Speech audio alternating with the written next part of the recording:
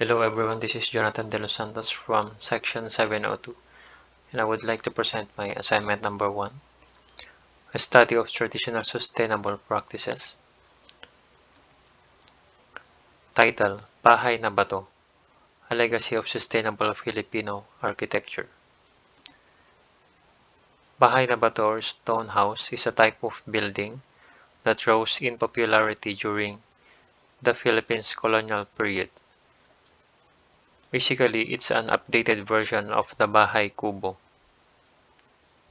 The design of Bahay na Bato maintains the concept behind Bahay Kubo's architecture, which addresses the tropical climate, rainy season, and earthquake-prone environment, and then fuses it with the style and cultural influence of colonizers and traders.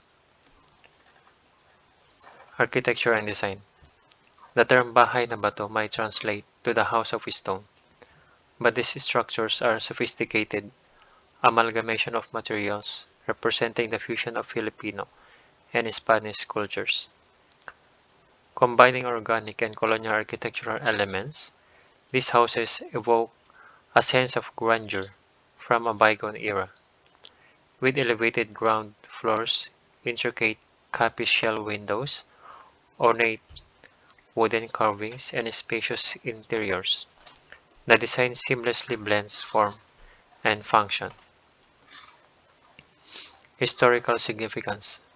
Bahay na Bato houses serve as residences for the Filipino elite, symbolizing social status, wealth, and cultural identity. These structures not only showcase local craftsmanship but also embrace European influences, reflecting the adaptability of Filipino architecture. Beyond their functionality, these houses were vibrant hubs for social gatherings, celebrations, and family life, preserving cultural heritage. Bahay na Bato serves as tangible link to nations' cultural identity and historical legacy. By safeguarding these architectural treasures, we pay homage to the craftsmanship of our ancestors and their profound connection to the natural world. The Bahay na Bato, with its synthesis indigenous traditions and colonial influences, vividly portrays the intricate tapestry of Filipino history. Climate responsive design. Rooted in centuries of adaptation, traditional houses such as the Bahay na Bato were ingeniously crafted to thrive in the tropical climate of the Philippines. Elevated ground floors, copy shell windows, and spacious interiors were not merely aesthetic choices. They were pragmatic responses to the environment. By studying these time-tested design principles, architects and builders can imbue contemporary structures with climate responsiveness and energy efficiency, ensuring harmony between human habitats and their surroundings. Bahay na Bato is going to be efficient and sustainable in maintaining good indoor thermal environment with its architectural features adaptive in tropical climate. Resource efficiency. Traditional architecture champions resource efficiency through the judicious use of locally sourced materials.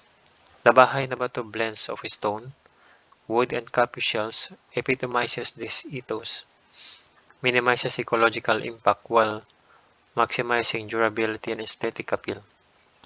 Embracing these sustainable practices encourages a shift towards utilizing renewable resources and reducing reliance on energy-intensive alternatives, fostering a more harmonious relationship between built environments and nature. Natural ventilation and comfort.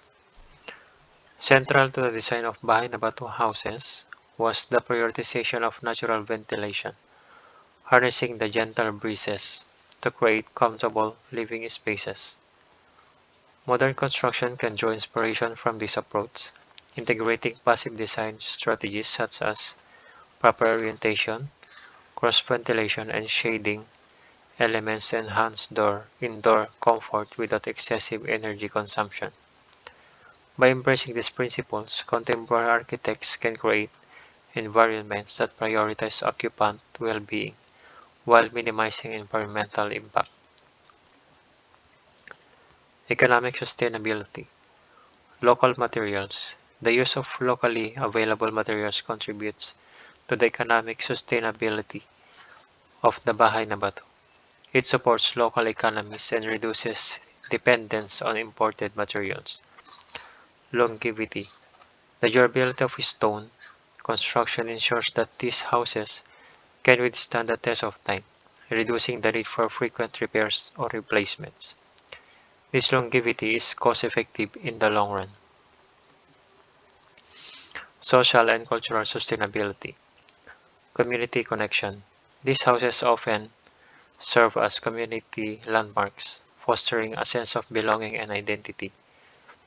They contribute to the social fabric by connecting generations and preserving shared memories. Adaptation. Over time, the Bahay na Bato has evolved while retaining its core principles.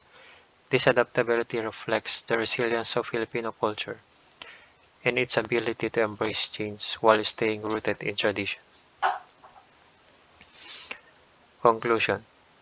The Bahay na Bato epitomizes the resilience and cultural richness of us Filipino people, blending indigenous wisdom with colonial influence and local adaptation.